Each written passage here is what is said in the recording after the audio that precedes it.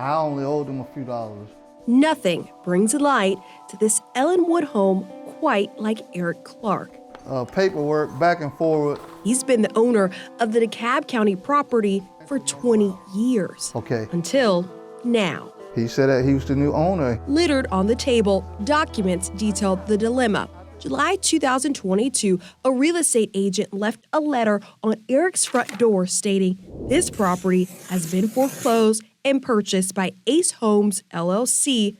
Call to discuss. Records appear to show he took out a second mortgage loan on the home. He never made payments, forcing it to default, leading to the foreclosure. But Eric never paid it because he says it was not him, claiming the second mortgage loan has his signature forged. I've never had a second mortgage, just the bottom line. And I'm no fool, you know, I know right from wrong. Eric filed multiple DeKalb County police reports alleging this is fraud.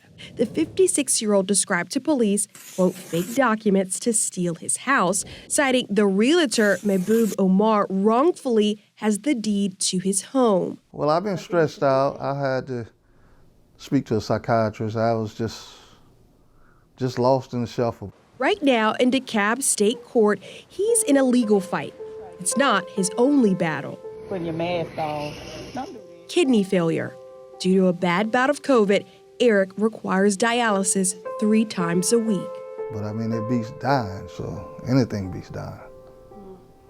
A DeKalb County judge issued this in the sick father's case. Claim of wrongful foreclosure is not a defense to dispossessory proceeding, meaning even if Eric believes there was fraud, if he does not pay the rent to the new homeowner, they have the right to evict him while he's fighting a civil case. The retiree is not alone. My house literally was stolen. Fair housing advocate John Fisher told Atlanta City Council in a September 5th meeting he's uncertain how, but someone wrongfully obtained the deed to his home too, saying there are hundreds of similar but unrelated cases, all a part of a pattern. The issue is out of control. Across the metro. They're creating documents that do not exist in the form of a foreclosure deed or a power of the deed in the process without any proof. Do you feel helpless in those kind of situations? We really do. Douglas County Clerk of Superior and State Court, Annetta Danley-Stembridge. Our hands are really tied. Under current Georgia law, clerks like Stembridge cannot require IDs from people when they come into the clerk's office to file deeds, liens, or any other type of property paperwork. We cannot question what people file. So it's the honor system. Simply put, anyone can file documents on your home as long as the paper appears to be legitimate and filled out. We have to accept it. Steinbridge recalls times families show up to the office only to learn their home is no longer theirs. It is a horrible feeling.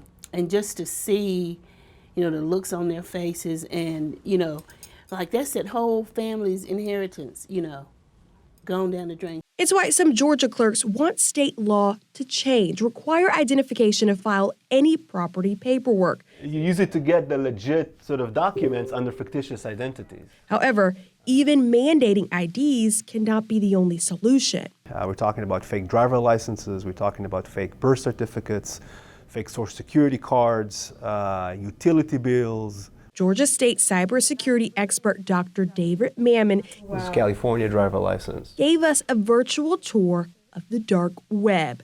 The quality of fraudulent documents is so high, Mammon explains about 98% of the time, alleged scammers get away with producing, selling, buying, and submitting false records. The very sophisticated supply chain, it's fairly easy to do. The effects are hard for the once homeowners turned tenants. Eric Clark, who must now pay $2,409 in rent or leave his 20-year residence. It's painful and it's embarrassing more than anything.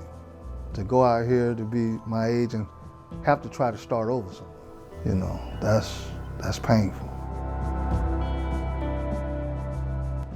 Ace Homes LLC, the new owner of Eric's house, says other than directing us to the judge's verdict, they have no comment. As for allegations of property fraud, DeKalb PD is still investigating. And for other homeowners watching, to protect your home, the state does have a property fraud registry. If you sign up your home address, you'll get an alert anytime someone tries to file paperwork against your home. It's on AtlantaNewsFirst.com. In the studio, I'm Sierra Cummings, Atlanta News First.